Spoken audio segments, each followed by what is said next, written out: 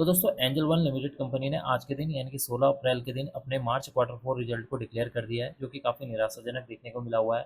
तो यहाँ पर मैंने जो रिजल्ट ओपन किया हुआ है, कंसोलिडेटेड रिजल्ट है। इस रिजल्ट में हमें केवल 3 सेक्शन पर अभी फोकस करना है।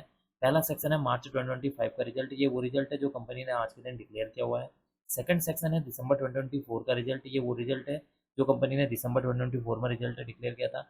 थर्ड सेक्शन है मार्च 2024 का रिजल्ट। तो हमें अभी केवल इन 3 सेक्शन पर ही फोकस करना है।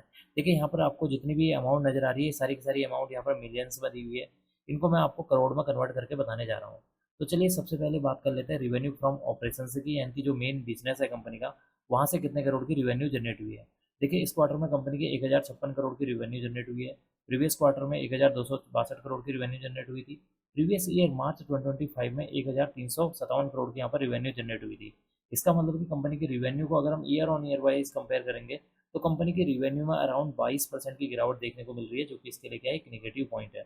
अब हम बात कर लेते हैं कंपनी की अदर इनकम के बारे में। देखिए इस क्वार्टर में कंपनी की 1 करोड़ की अदर इनकम है। प्रीवियस क्वार्टर में 1 करोड़ थी। प्रीवियस ईयर मार्च 2024 में यहाँ पर 1 करोड़ की अदर इनकम देखने को मिली हुई है। अब हम बात कर लेते हैं कंपनी के टोटल इनकम के बारे में। देखिए यानी कि revenue from operation plus other income को ऐड करके यहाँ पर टोटल इनकम बनती है। तो यहाँ पर अगर हम देखें कंपनी की टोटल इनकम 1057 करोड़ की देखने को मिल रही है। प्रीवियस क्वार्टर में 1263 करोड़ है। प्रीवियस ईयर मार्च 2024 में 1358 करोड़ की यहाँ पर टोटल इनकम जनरेट होती हुई नजर आई है। इसका मतलब कि कंपनी की जो टोटल इनकम है उसको जब हम year on year wise compare करते हैं तो कंपनी की जो टोटल इनकम है उसमें 22% की गिरावट देखने को मिली हुई है, जो कि इसके लिए एक नेगेटिव पॉइंट है। अब हम बात कर लेते हैं कंपनी के खर्चों के बारे में कि इस क्वार्टर में कंपनी ने कितने करोड़ के खर्चे किए हैं। देखिए इस क्वार्टर में कंपनी ने 822 करोड़ के खर्चे किए हैं। प्रीवियस क्वार्टर में 876 करोड़ के। प्रीवियस ईयर मार्च 2024 में 899 करोड़ के यहाँ पर खर्चे किए हुए हैं। इसका मतलब कि कंपनी के जो खर्चे हैं उसमें भी गिरावट देखने को मिली हुई है। कंपनी के खर्चे क्यों गिरे हुए हैं? क्योंकि कंपनी की जो रिवेन्यू है उसमें गिरावट देखने को मिली हुई है, जिसकी वजह से कंपनी के जो खर्चे हैं वो भी गिरते हुए नजर आ रहे हैं। अब हम बात कर लेते हैं प्रॉफिट बिफोर टैक्स के बारे में। देखिए इस क्वार्टर में कंपनी का प्रॉफिट बिफोर टैक्स 235 करोड़ है। प्रीवियस क्वार्टर में 387 करोड़ था। प्रीवियस ईयर मार्च 2024 में 458 करोड़ देखने को मिला हुआ है। इसका मतलब कि कंपनी के प्रॉफिट बिफोर टैक्स को भी अगर हम year on year wise compare करते हैं तो कंपनी के प्रॉफिट बिफोर टैक्स में 48% की गिरावट देखने को मिली हुई है, जो कि इसके लिए एक नेगेटिव पॉइंट है। बात कर लेते हैं कंपनी ने इस क्वार्टर में कितने करोड़ के टैक्स पे किए हैं। देखिए इस क्वार्टर में कंपनी ने 61 करोड़ के टैक्स पे किया है। प्रीवियस क्वार्टर में 105 करोड़। प्रीवियस ईयर मार्च 2024 में 118 करोड़ के यहाँ पर टैक्स पे किया है। इसका मतलब है कि इस क्वार्टर में कंपनी ने टैक्स पे कम किया हुआ है। और कम क्यों पे किया हुआ है? क्योंकि कंपनी की जो रिवेन्यू है या सेल्स है उसमें गिरावट देखने को मिली हुई है, जिसकी वजह से कंपनी ने टैक्स भी कम पे किया है। अब हम यहाँ पर बात कर लेते हैं कंपनी के नेट प्रॉफिट के बारे में, यानी कि प्रॉफिट फॉर द पीरियड, यानी कि कंपनी को इस क्वार्टर में कितने करोड़ का मुनाफा हुआ है।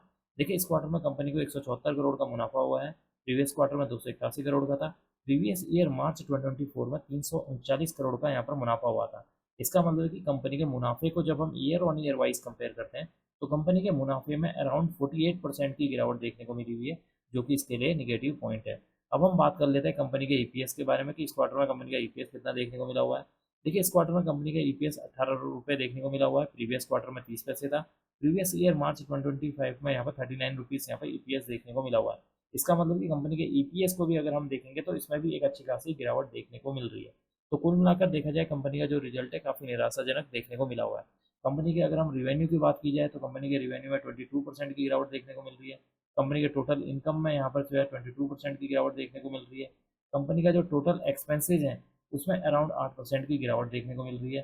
कंपनी का जो प्रॉफिट बिफोर टैक्स है उसमें अराउंड 48% की गिरावट देखने को मिली है। कंपनी का जो नेट प्रॉफिट है उसमें 48% की गिरावट देखने को मिली है। तो कुल मिलाकर देखा जाए कंपनी का जो रिजल्ट है काफ़ी निराशाजनक देखने को मिला हुआ है।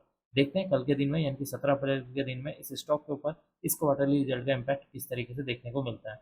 अब मैं इस वीडियो को यहीं पर एंड करूंगा।